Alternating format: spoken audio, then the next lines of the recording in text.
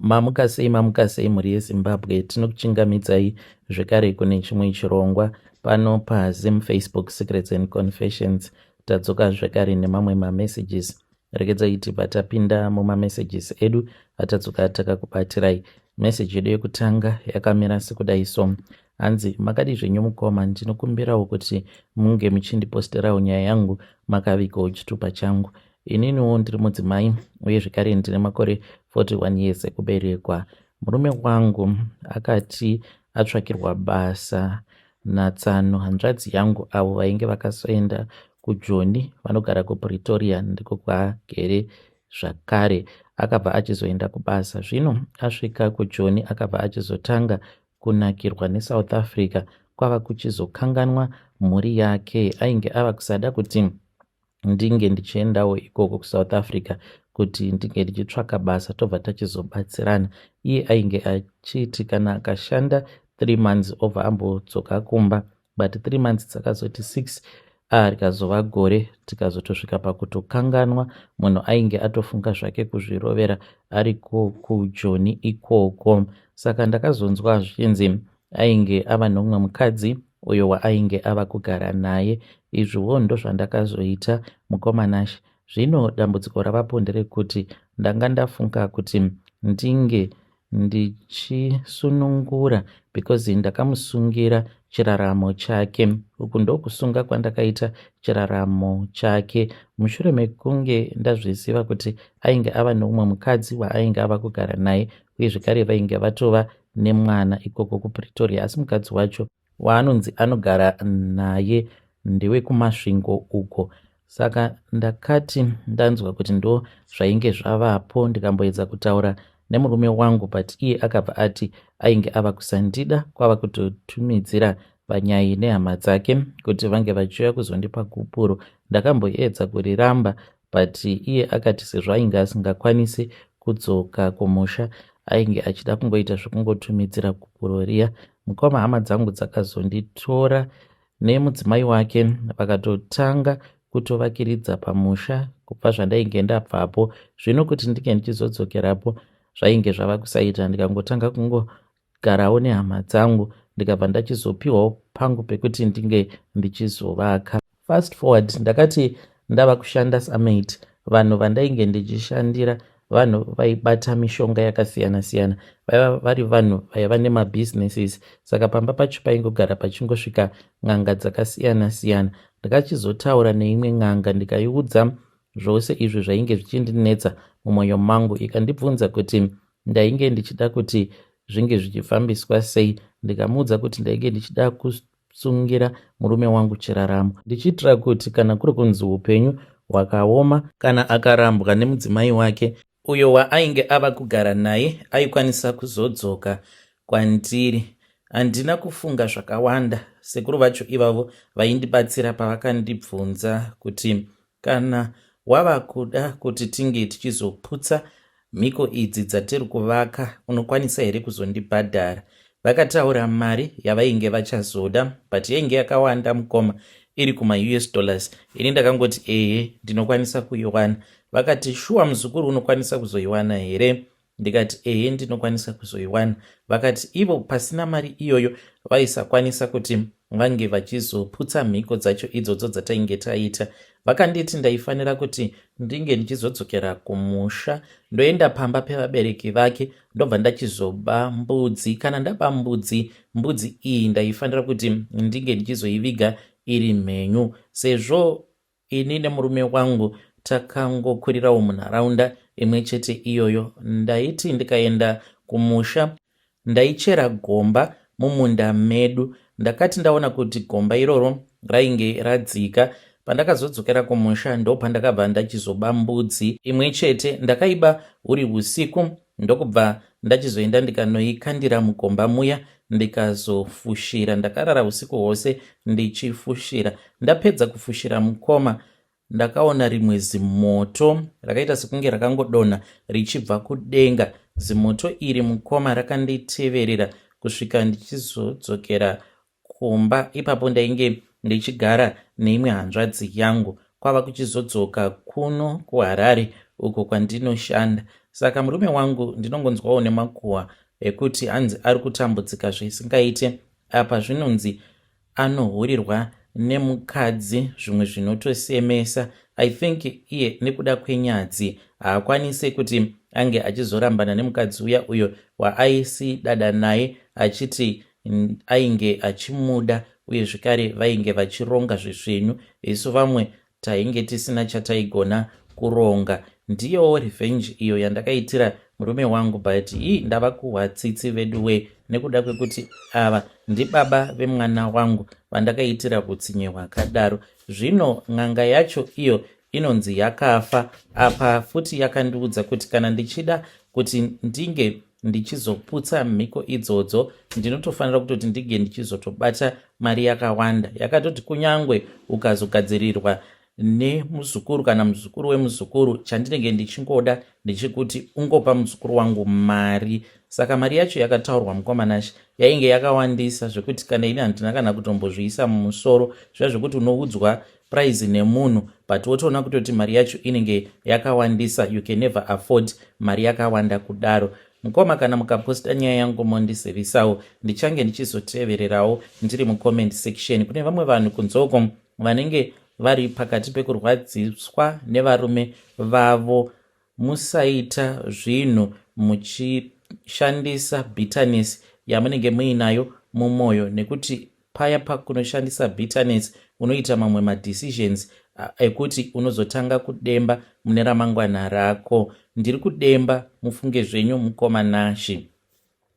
Hei vedare, ndo message iyo yandakatumidzirwa ichibva kuna vahanzvadzi vedu. Hanzi kana uriko kunzouko uine bitterness, please musashandisa bitterness, nekuti unokwanisa kuzoita zvinhu zvokuti mangwana unozozvidemba. Kana uinewo zvawakaitira partner yako or anyone, zvaunoona kuti zvinhu zvandakaita izvi hazvina kunaka, please come to my inbox and then you share with me your own side of the story. Rekedzai tibva taenda panyaya yedu inotevera. Hanzi hei mukomanashi, kana mozogara henyu ini pano ndinombozarura huru. At the age of 36, chero mbuya vangu vanosvara mai nyakundibereka havasati vamboita a quarter of what I have done in this life. Palockdown mukoma isu taifamba nenyaya dzekumaini, so I was linked by my brother noumwe mukadzi who she said aiva mudzimai wefriend yake yakashaya.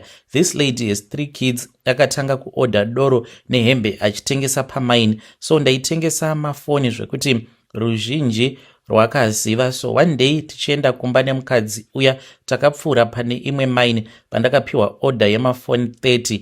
That time pamaini ipapo pakaputika mari, so that lady akabva akumbirawo kupinda mudeal neni, and I said ngasupply 10 then ini 20. She gave me that money and I facilitated kuuya kwemafoni. Ndakazoti ndaenda kumaini kwavatezvara vangu vanova chikomba changu, I was told that aindinyeya, and zvakataurwa ipapo yaiva amen. So I knew definitely akazvitaura. Ndikati ndombonzi aniko ini. I supplied mafoni aya and I got paid. Yaiva cash on delivery. Naye aizivawo ndikabubunya mari iya yese pasina kumupa cent. Akaedza nepese paanogona napo kubvunza mari yake, of which ndakaomesa moyo mumusoro. After months she reported the case. I tried kutaura na investigating officer, which akange asingadewo zvemari, achinge aida zvecourt. The next day we went to court mukoma. Handina kuwana mukana wekutsvaka PP. Mupurisa wacho ainge akatopiwa mari nacomplainant, anga asingadi kana kundinzwa. Mukoma ndakasiya murume nevana ndikaenda kucourt pasina aiziva. Ndakatopinzwa muchisel chepacourt chiya, mafoni akatorwa. Ndapinda mukoti muya ndokuchinja nyaya kusvika magistrate ati the case is civil not criminal. Nekupeta kwandainge ndaita mastatement, ndakazobva kuma 5 kucourt. Kumba ndakasvikoti foni yainge yafa. Nhasi ndombofunga kuti kodai ndakasvikovharirwa apa murume had no clue about the issue, zvaizodii? Ndiyo confession yangu mukoma. Svitsaiwo kumhuri yeZimbabwe nepasi rose. Vakabva vachizotumidzira vakati pano ndipo pamuzinda pawo that lady ndakazomupa mari $15 per month, ende pamwe ndainoisa chichemo kuti handina hezvo, kwainge kuri kumunyisa. Right mukoma, ini mukoti ndakasvikoti your worship ndinokumbirawo cross examination nacomplainant, which ndakapuwa mukana ndikati ndine mari yako. Iye ndokutaura mari yaainge achiti ndine mari yake iya yakandipa, ndikati nechemumwoyo henarowo ndobva ndati mambo wangu nedare rino, mudzimai uyu ishamwari yangu yepedyo, hongu mari akandipa ndinobvuma, asi I am against the allegations of fraud.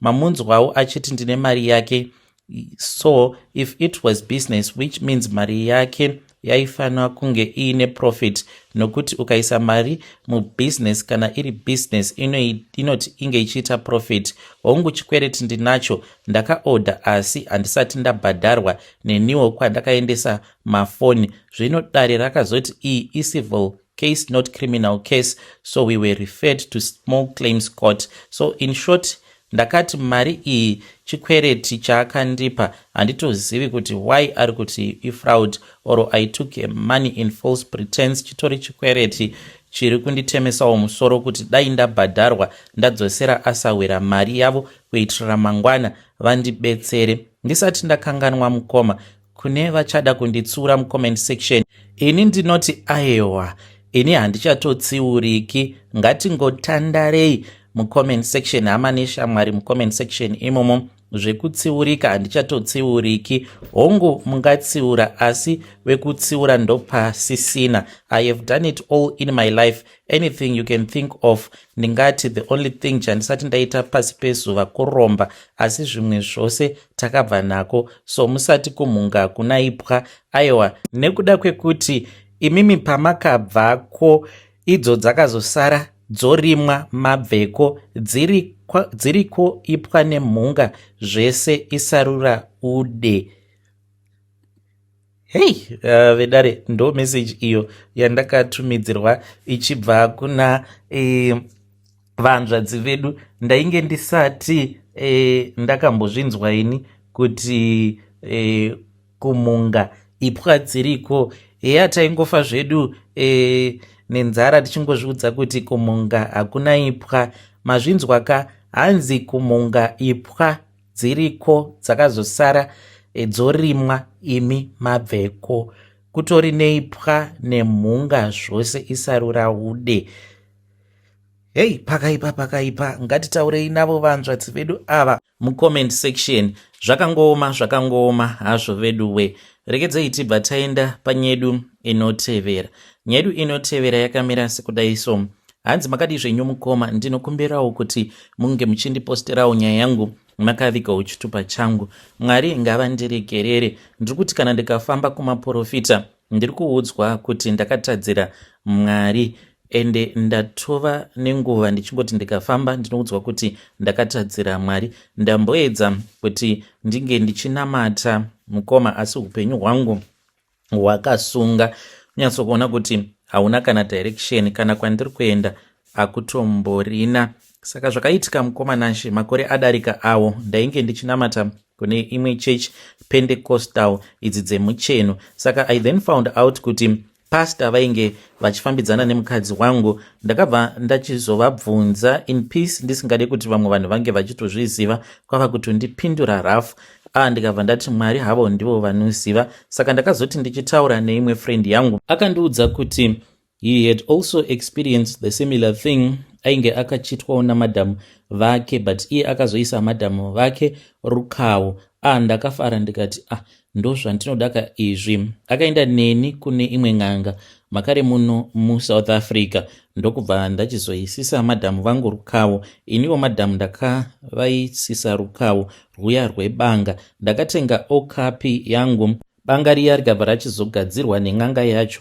Ndakauya naro banga iroro, ndokubva ndangorivhura ndikarisiya riri pachipushing tray. Ndikazongoti kwavari madhamu, ndivharirewo kabanga rangu.